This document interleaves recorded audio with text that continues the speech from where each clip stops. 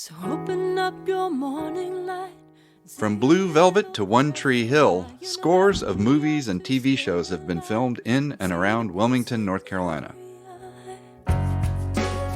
Perhaps the best known is Dawson's Creek, the popular late 90s coming-of-age drama series. While the show tried to tackle progressive storylines, its stark lack of diversity made Dawson's Creek frequently cited as the whitest show ever. Nearly 2 decades after Dawson's Creek went off the air, tourists still come to Wilmington in search of the show's landmarks. But Wilmington has a more difficult, less visible side to its history, politically as well as culturally, going back to the 1700s. Long before North Carolina became one of America's original 13 colonies, there were thriving indigenous communities throughout the region.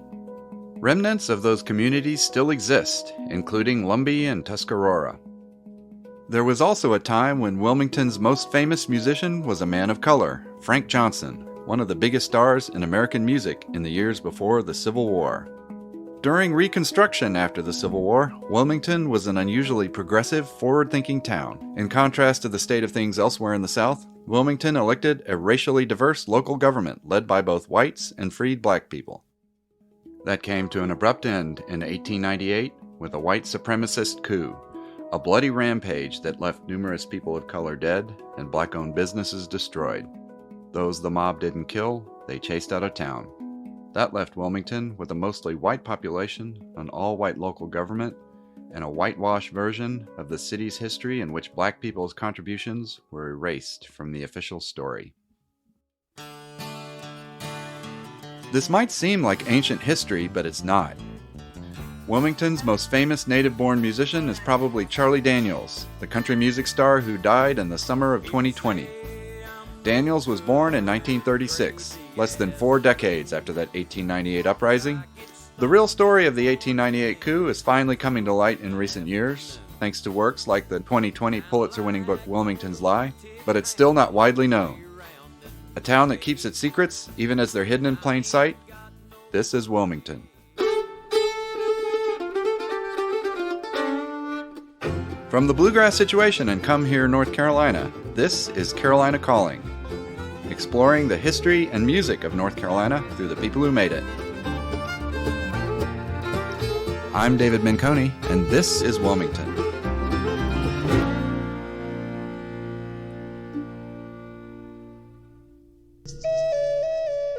What came to be the port city of Wilmington formed in the 1730s, where the Cape Fear River meets the Atlantic Ocean. Before colonization, the area's population was largely made up of indigenous people, including the Lumbee tribe, centered around what is now the town of Lumberton, to the west of Wilmington. They remain in the area to this day, many of them still playing music. Here's Charlie Lowry, an indigenous singer-songwriter from Pembroke, who belongs to the Lumbee and Tuscarora tribes. I think the fact that we live in a settler colonizer state. North Carolina has done a number on our music and the culture of our music.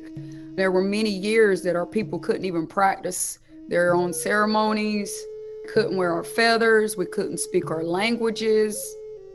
If we were caught doing so, we were killed on sight or imprisoned, the ones of us that remained. And now we have our younger generations that are revitalizing the language.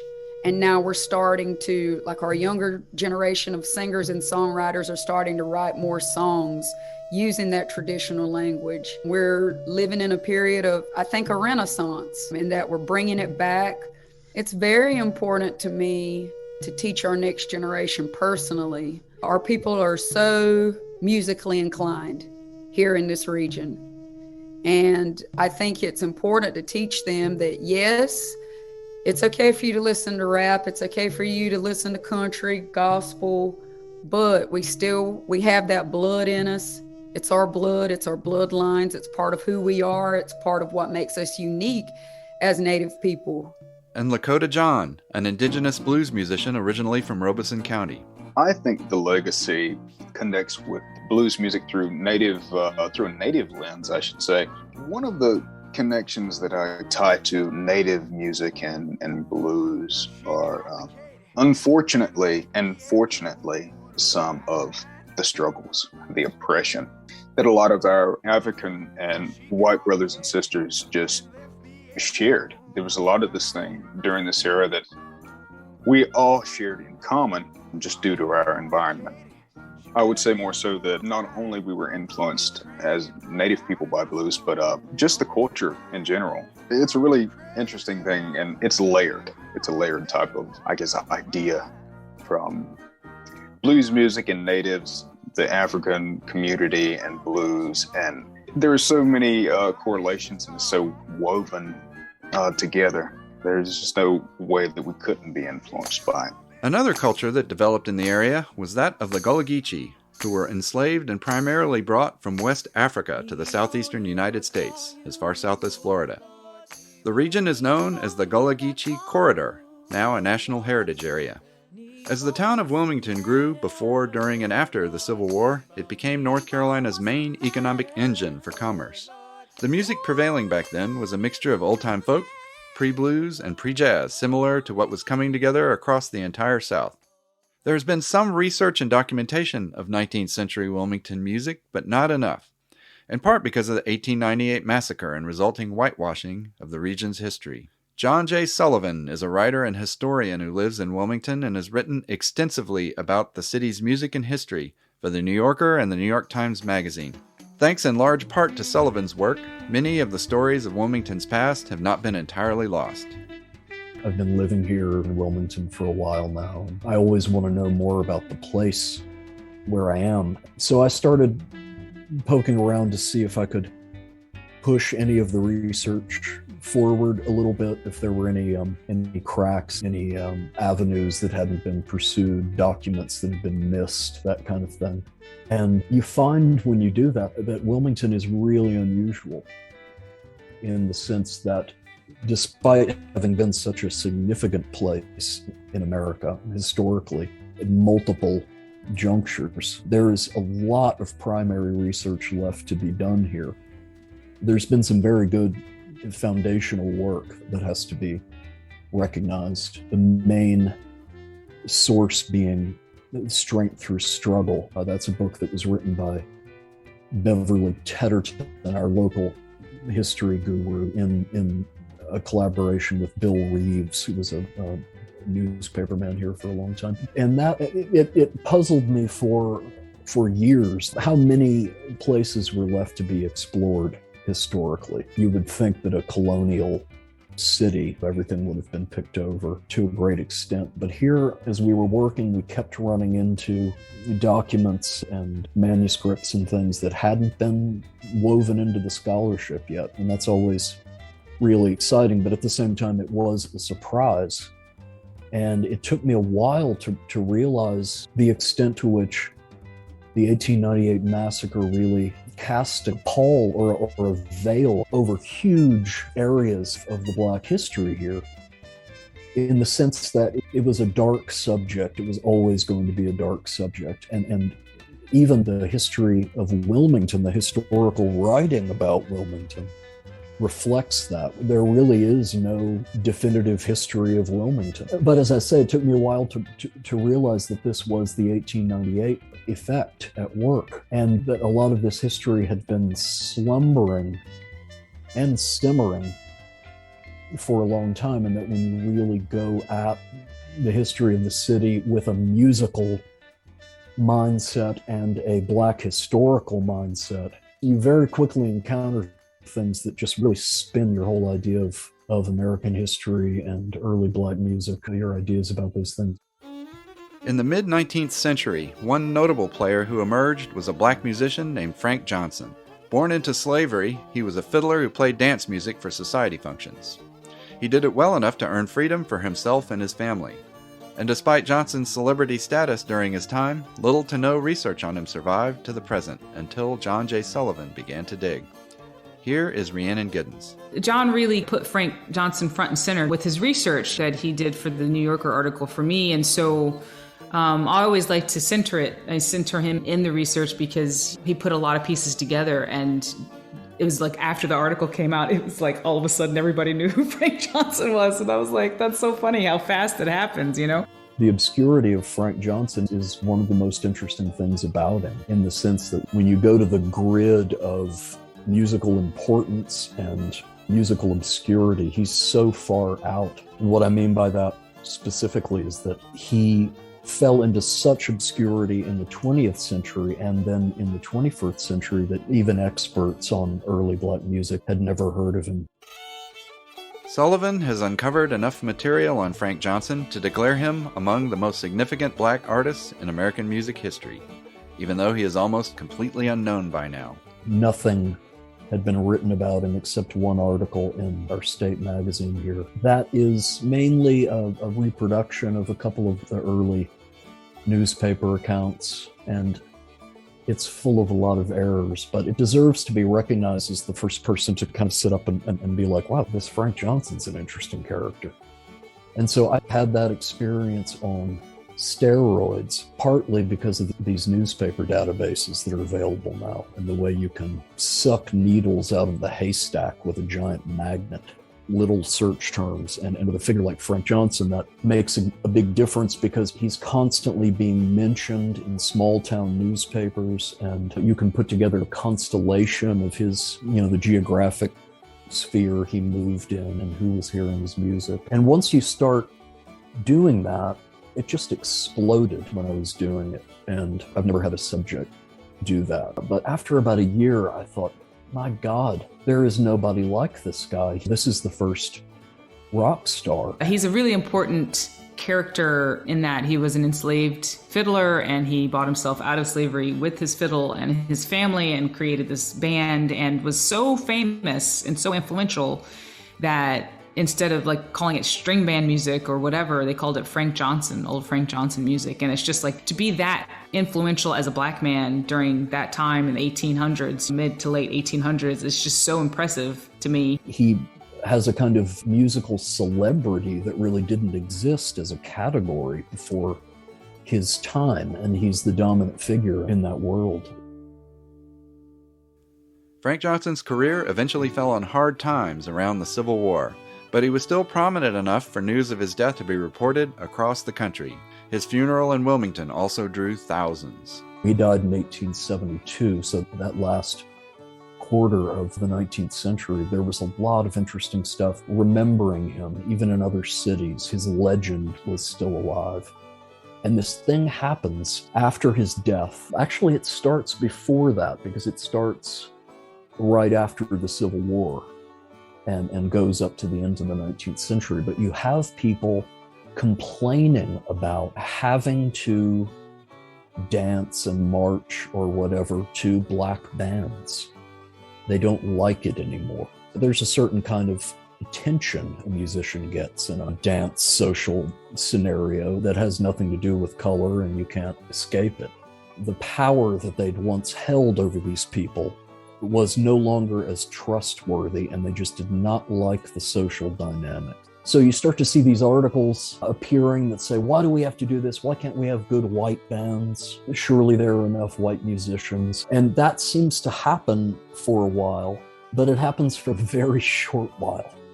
And you can tell that people are just, sorry, fuck this experiment. We need the real musicians back. And that did happen. It did come around. But one of the most interesting little items I came across in all of that reading was a piece from later in the century. They were having a grand Confederate reunion in New Orleans, and Confederate veterans were coming from all over to gather, and they were getting together in their old infantry regiments and having these parades. And there had been a movement from within whatever body was organizing this thing to ban the presence of black bands and black musicians. They wanted white musicians. And this person in North Carolina, I think he may have been in Raleigh even, writes this letter lamenting, protesting this move, and arguing that black musicians had given so much pleasure to people over 200 years, and they were such an important part of social life in North Carolina, and they deserved that honor, and they had played during the war, because Frank Johnson played picnics and things that were to recruit Confederate soldiers. It's really weird. We really have to let go of so many expectations and preconceptions when we enter that world. Once he's done saying this about how black bands should be allowed, he says, surely many of you remember old Frank Johnson. And he gives this beautiful description of him and how beloved he was and how nobody scrupled to dance to his music and nobody had a problem with that back in the day. There are even scenes of young men going to his hotel room after a gig to have oysters and wine or whatever, and you can tell it's the same group that today would like try to get backstage at a Radiohead show or something. And yet Johnson quickly slipped into an obscurity that lasts to this day, in part because he predated recordings. I wish I had a time machine. I think we would understand a lot more about the development of black music over the course of the 19th century in the South. It would solve certain mysteries about where some things came from. All we have to go on are written descriptions, and we have, what you might call set lists, people who went to one of his concerts and wrote down every song he played. And we know that those were mainly traditional fiddle tunes. He did compose sometimes, but all we have to go on to say what it sounded like is all the different things people said about it, all of the writing about it. It can be hard to squeeze sound out of written description, but if you really work and if you have 100 passages that you can mash together, thread together, whatever it is, you can get close. But in this case, you're getting close to a chaos because there's almost no style from that time that he isn't playing. He's playing the fiddle for, what now we would call square dances. And he's calling the numbers. And then he has this brass band that is fairly large, that includes his sons, his children, and other musicians. Sometimes he's playing the traditional minstrel setup, fiddle, banjo, guitar, bones. Sometimes he's playing mashups of those combinations. That to me was maybe most interesting, the idea of the minstrel setup with the brass. Jazz is going to happen almost inevitably in that scenario. I wish we knew more about what it sounded like, as you say, but it was a tradition that went back well before the Civil War, and it lasted up to the point that it hit modernity. It came up against modernity. Johnson is not alone among black Wilmington musicians who were notable yet forgotten. Sullivan also cites the Heath brothers as foundational jazz figures who played with giants like Thelonious Monk and John Coltrane, but have been largely erased from history. The Wilmington effect, where you're always finding these little oddities in the way the stories get told that end up erasing connections and history, and this is a good example of that. If you read any Wikipedia type thing about the Heath brothers, it'll say Percy was born here, but then the family left when he was 1 year old or 2 years old or something, and they went to Philadelphia, and then that's it. From there it becomes a Philadelphia story. But what is really the case is that they were very much mixed up in and part of the culture of this city and the musical culture of this city. At least two of them went to Williston, the historic black school here, which was a high school at that time. They played in the marching band, and there were excellent music instructors there, including a man who'd played with Count Basie. So they learned to read music there and formed their first jazz band here in Wilmington, the Rhythm Lads. So it's like you would just never hear that. You would never hear Wilmington mentioned in the context of a jazz conversation. But then you realize that the Heath brothers were really a product of this place, and they were foundational to modern jazz. But by this little wrinkle of some kind, that just gets out of the stories. Part of that goes back to 1898, but if Sullivan and Rhiannon Giddens have their way, these stories will finally be brought to the forefront. The two are currently collaborating on a musical about the events of 1898, which will be steeped in the music and characters of the time. So the Wilmington Project it's an as of yet undetermined creative piece that I'm wanting to build around what happened in Wilmington in 1898, which was a massacre, which was a coup, which is the only one on American soil. And it's something that had enormous consequence for Wilmington, but also what was happening all across the South and in other parts of the U.S. in terms of race relations and how the prosperity of Black communities was being dismantled violently by white supremacists. So it's a really important piece. Rhiannon and I are both really interested in 1898 and the massacre and coup d'etat that happened here in Wilmington. And she came to it music from her interest in early Black music, in kneading American history and Black history into her songwriting the way she does, weaving it in. That was her approach to the subject. And then I was coming at it historically. I'm a research nerd. He fits into the story of 1898 in a very interesting way, in a meaningful way, because he's part of this tradition of Black musicianship that's moving back and forth between the Black and white worlds. So he's playing plantation balls, and he's playing democratic, which at that time was to say white supremacist political rallies, and he makes his living that way. He's the favorite musician of well-to-do white people in general, for that matter, in this part of North Carolina. But he's also a huge figure in the Black community. And like so many musicians in the history of American music, he's oscillating between the two worlds. And we don't know in what way the music he played for Black audiences was different. We can only count on the fact that it would have been different. After the war, when his prospects were failing and he was down on his luck, he condescended to play for white audiences. So he's going into cracker country. He's going where the poor whites are, and he's playing this music that has evolved mainly in a Black context and in an interracial one, as a kind of frequency back and forth between the Black and white musical worlds. It's Elvis. It's the whole love and theft thing. It's the whole minstrel vaudeville tradition that is in love with Black culture and at the same time is always distorting it in a grotesque, racist way. And it's all happening there with Frank Johnson. Sullivan drew many of these connections in a 2019 piece in The New Yorker magazine, which linked the history of 1898 and Frank Johnson with Giddens.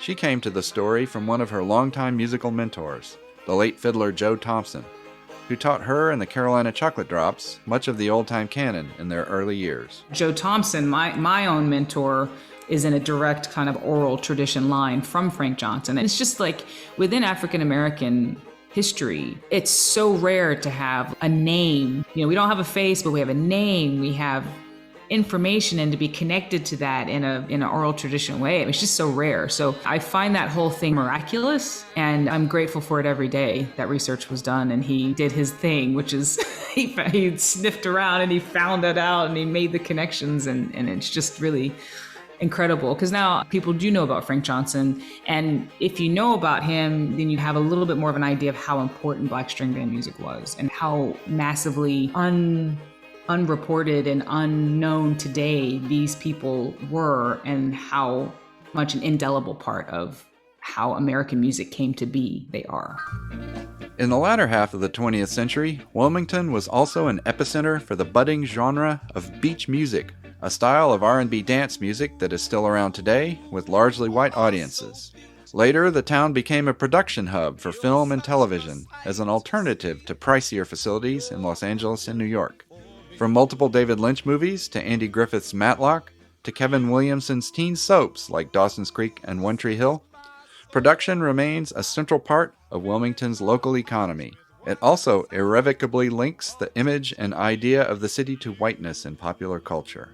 It's not hard to find, great musicians in any part of America, or at least it's possible to find them and to find musicians who are undeservedly obscure, who deserve to be remembered and are not. That happens all the time. But the strange thing about Wilmington is that it's all of these seminal figures. Katarina Yarborough, the first Black woman to sing on Broadway. Willis Richardson, the first Black playwright ever to have a play produced on Broadway.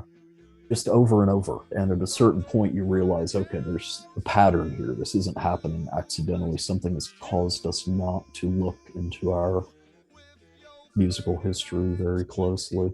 The work of bringing Wilmington's true past into the open, good as well as bad, will continue. And that's a wrap for this first season of Carolina Calling. Carolina Calling is a production of The Bluegrass Situation and Come Here, North Carolina. The show is written by Shelby Williamson, Amy Reitnauer Jacobs, and me, David Minconi. Produced by Shelby Williamson, edited by Chris Jacobs and associate editor Jenna Warnicki. Special thanks to executive producer Amy Reitnauer Jacobs at The Bluegrass Situation and Billy Maupin with Come Here, North Carolina. Our theme music is the song Erie Fiddler, written and recorded by Andrew Marlin. Big shout out to this week's guests, John J. Sullivan, Rhiannon Giddens, Charlie Lowry, and Lakota John. The roots of American music run deep in North Carolina. Learn more by visiting comeherenc.com. Don't forget to follow, subscribe, and rate us wherever you get your podcasts. It really helps us introduce the show to new listeners. Discover more roots music podcasts at thebluegrasssituation.com. I'm David Minconi. Thanks for listening.